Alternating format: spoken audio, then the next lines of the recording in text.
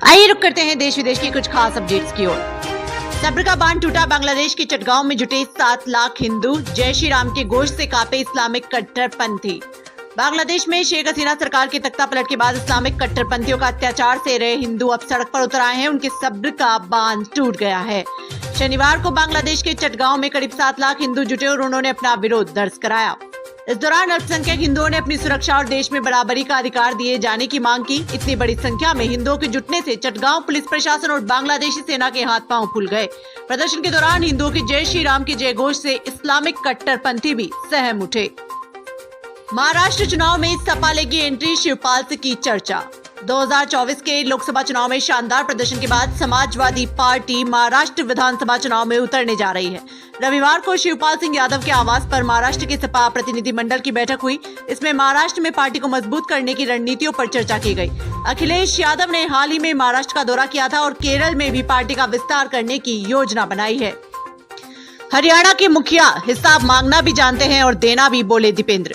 रोहतक से कांग्रेस सांसद दीपेंद्र हुड्डा ने रविवार शाम हरियाणा मांगे हिसाब अभियान के तहत खरखोदा में पदयात्रा निकाली। उन्होंने भाजपा सरकार पर हमला करते हुए कहा कि वो हरियाणा से प्रधान हिसाब मांगना भी जाने से और करना भी।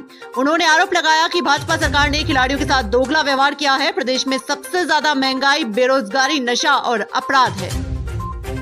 खराब प्रदर्शन पर सीएम सख्त, पुलिस अफसरों पर गिरेगी गाज। मुख्यमंत्री योगी आदित्यनाथ ने महिला एवं बालिका अपराधों के निस्तारण में लापरवाही बरतने वाले अधिकारियों को फटकार लगाई है। 1 अप्रैल 2023 से 30 अप्रैल 2024 तक के आंकड़ों के अनुसार प्रदेश का डिस्पोजल रेशियो 98.70% है, लेकिन कुछ जिलों का प्रदर्शन 80 से 90% के बीच है। सीएम ने ऐसे अधिकारियों को 1 माह में सुधार लाने का अल्टीमेटम दिया है, अन्यथा सख्त कार्रवाई होगी। राहुल गांधी ने केंद्र सरकार पर बोला हमला। हिंडनबर्ग की रिपोर्ट पर उठाए ये सवाल।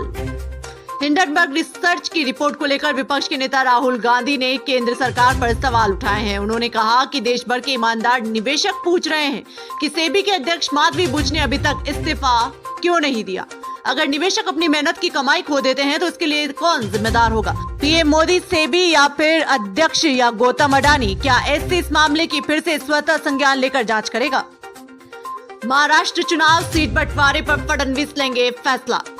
मुंबई में रविवार को हुई भाजपा की कोर कमेटी बैठक में महाराष्ट्र विधानसभा चुनाव के लिए सीट बंटवारे और गठबंधन पर फैसला लेने का जिम्मा उप मुख्यमंत्री देवेंद्र फडणवीस को सौंपा गया है। केंद्रीय मंत्री भूपेंद्र यादव, विनोद तावड़े और पीयूष गोयल की मौजूदगी में हुई इस बैठक में चुनावी तैयारियों में तेजी लाने पर जोर दिया गया। पार्टी ने जीत के फॉर्मूले को अंतिम रूप देने की पुष्टि की है। फूलपुर सीट सपा या कांग्रेस में किसका लड़ेगा प्रत्याशी? अखिलेश ने किया स्पष्ट। फूलपुर उपचुनाव में सियासी सरगर्मी बढ़ गई है। कांग्रेस के नेताओं द्वारा दावेदारी जताए जाने पर सपा प्रदेश अध्यक्ष श्यामलाल पाल ने स्पष्ट किया कि सपा ही अपना उम्मीदवार खड़ा करेगी। 2022 में भाजपा के प्रवीण पटेल ने सपा के मुस्तफा सिद्दीकी को 2732 मतों से हराया था। 2024 लोकसभा चुनाव में प्रवीण पटेल को भाजपा ने उम्मीदवार बनाया, जिससे फूलपुर सीट खाली हो गई। नवजोत सिद्धू की राजनीति में वापसी, जानिए क्या पक रही है खिचड़ी।